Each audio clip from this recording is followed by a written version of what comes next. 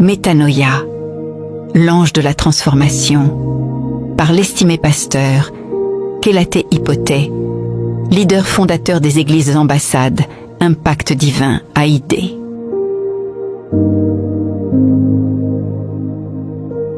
Bonjour et soyez les bienvenus dans votre dévotionnel quotidien.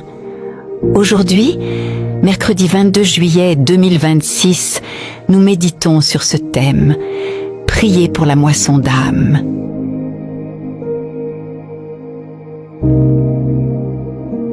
Lisons notre texte de base, tiré de l'Évangile selon Luc, au chapitre 10, verset 2.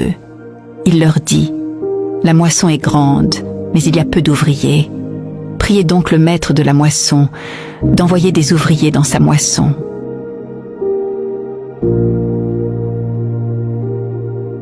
La prière est sans aucun doute l'un des moyens les plus puissants d'amener la volonté de Dieu à s'accomplir.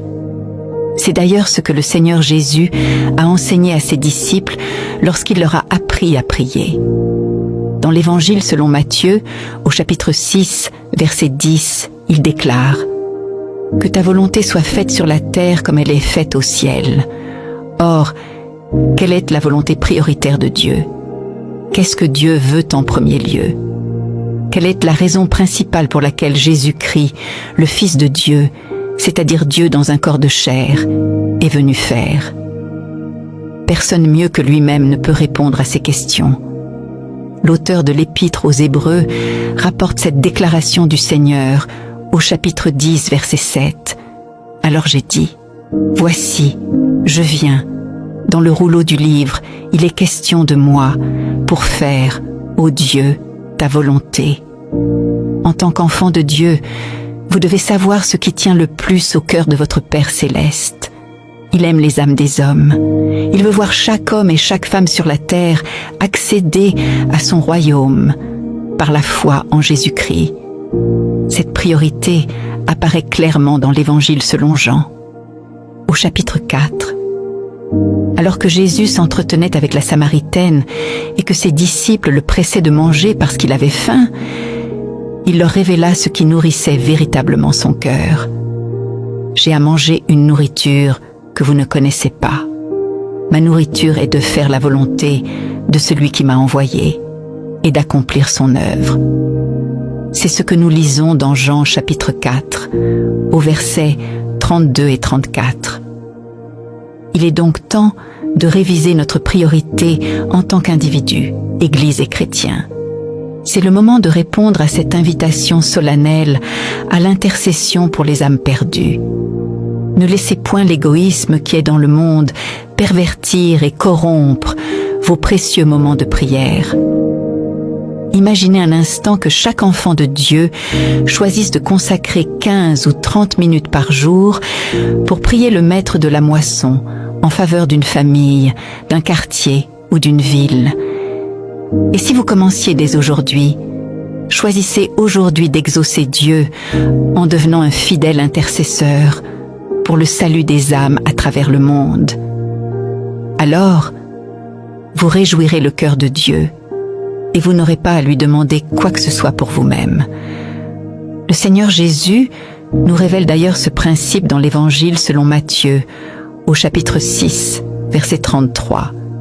« Cherchez premièrement le royaume et la justice de Dieu, et toutes ces choses vous seront données par-dessus. » Alléluia.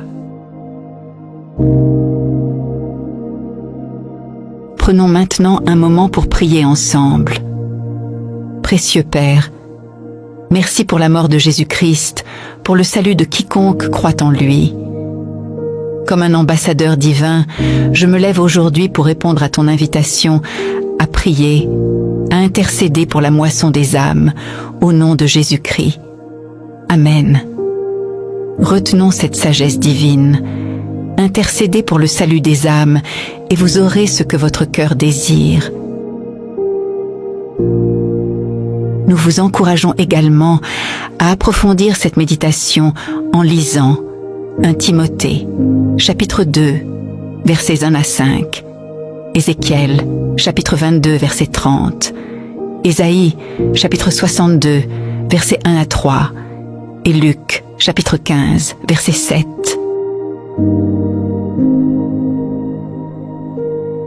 Alors que s'achève cette méditation, recevons cette vérité. Le cœur de Dieu bat pour les âmes. Quand tu pries pour elles, tu touches le cœur de Dieu.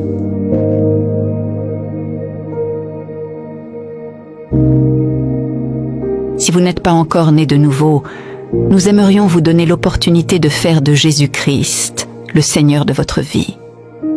Priez maintenant avec nous de tout votre cœur.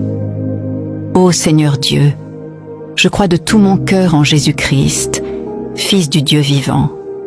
Je crois qu'il est mort pour moi et que Dieu l'a ressuscité des morts. Je crois qu'il est vivant aujourd'hui. Je confesse de ma bouche que Jésus-Christ est le Seigneur et le Sauveur de ma vie à partir d'aujourd'hui. Par lui et en son nom, j'ai la vie éternelle. Je suis né de nouveau. Merci Seigneur d'avoir sauvé mon âme. Je suis désormais un enfant de Dieu. Alléluia.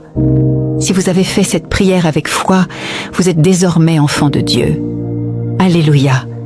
Merci d'avoir été avec nous pour ce temps de méditation. Que la lumière de Christ éclaire chacun de vos pas et que sa parole demeure vivante dans votre cœur. Nous nous retrouvons très bientôt pour un nouveau numéro de Métanoïa, l'ange de la transformation.